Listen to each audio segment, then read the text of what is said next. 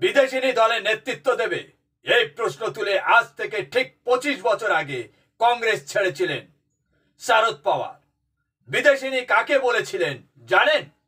হ্যাঁ, সোনিয়া গান্ধীকে বলেছিলেন। শরদ পাওয়ারের দল এনসিপি বিধানসভা ভোটে ভরাডুবি হওয়ার পর আবার কংগ্রেসে ফিরে আসার জল্পনা উঠছে রাজনৈতিক মহলে। রাজনৈতিক মহলে কিরকম জল্পনা উঠছে তা দেখে নিন।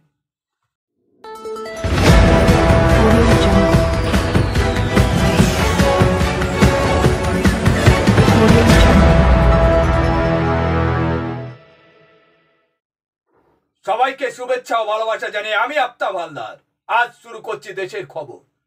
বিদেশি সোনিয়া গান্ধী কেন দলের নেতৃত্ব দেবে এই প্রশ্ন তুলে ঠিক আজ থেকে 25 বছর আগে কংগ্রেস ছেড়েছিলেন শরদ পাওয়ার। সঙ্গে ছিলেন পূর্ণ এজিটক সাংমা আর তারিফ আনোয়ার। কিন্তু সময়ের সাথে সাথে বিজেপি বিরোধী শক্তি মজবুত করতে সেই পাওয়ারই এখন কংগ্রেসের অন্যতম বিশ্বস্ত সঙ্গী। এর মধ্যে তারিক আনোয়ার ফিরে এসেছেন কংগ্রেসে। সোনিয়া গান্ধীর সঙ্গে ও সুসম্পর্ক শরদ পাওয়ারেরও। শরদ পাওয়ারের কন্যা সুপ্রিয়া সুলের সঙ্গে রাহুল গান্ধী ও প্রিয়াঙ্কা গান্ধীর সম্পর্ক খুব ভালো। শরদ পাওয়ারের হাতে তৈরি দল এনসিপি অর্থাৎ ন্যাশনালিস্ট কংগ্রেস পার্টি তা এখন ভেঙে চুরমার। ভাইপো অজিত পাওয়ারের কাছে পরাজিত শরদ পাওয়ারের দল এনসিপি। মহারাষ্ট্রের সদ্য বিধানসভা ভোটে মারাঠা স্ট্রংম্যান শরদ পাওয়ারের দল এনসিপি ধরাশায়ী হওয়ার পর এনসিপি কি মিশে যেতে পারে কংগ্রেসের সঙ্গে? এই নিয়ে রাজনৈতিক মহলে শুরু হয়েছে জল্পনা। এবারে মূল ব্যাকগ্রাউন্ডটা বলছি, শুনে নিন। গত 2 বছর আগে 2022 সালে কংগ্রেসের সর্বভারতীয় সভাপতি নির্বাচনের সময় শরদ পাওয়ারকে অফার দেওয়া হয়েছিল কংগ্রেসের শীর্ষমহল থেকে।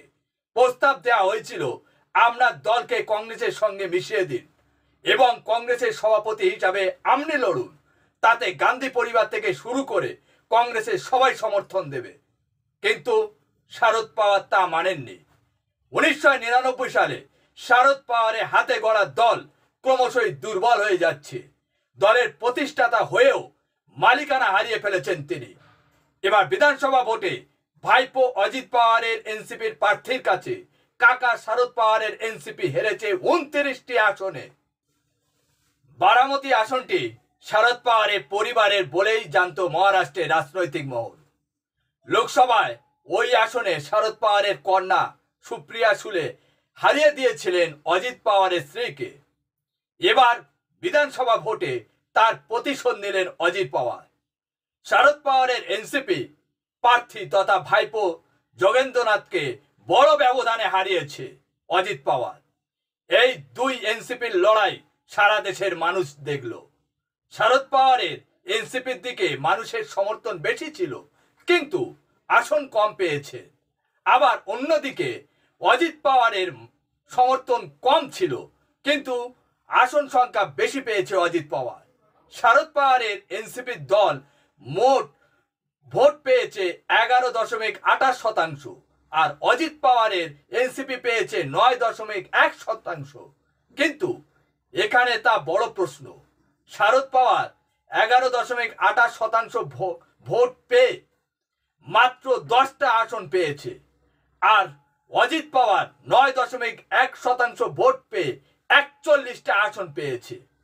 মহারাষ্ট্রে 288টি আসনে কংগ্রেস, শিবসেনা ও এনসিপি তারা পেয়েছে 16টা, 10টা ও 20টা আসন।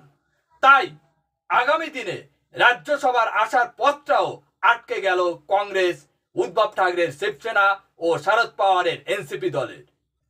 এখন প্রশ্ন হচ্ছে, ইন্ডিয়া জোট যেভাবে লোকসভা ভোটে নেমে ভালো ফল করেছিল তা কিন্তু মহারাষ্ট্রে বিধানসভা ভোটে দাগ কাটতে পারেনি। আমার মনে হয় ওখানে 1:1 প্রার্থী দেয়নি। 1:1 প্রার্থী দিলে নির্বাচনটা জমে যেত। তা না করে যে যার মতো প্রার্থী দাঁড় করিয়েছেন। যেমন ধরুন, কংগ্রেস তাদের মতো তারা প্রার্থী দিয়েছে, আবার উদ্ধব ঠাকরে শিবসেনা তাদের মতো তারা প্রার্থী দিয়েছে, এবং শারদ পাওয়ারে এনসিপি দল তাদের মতো তারা আবার প্রার্থী দিয়েছে।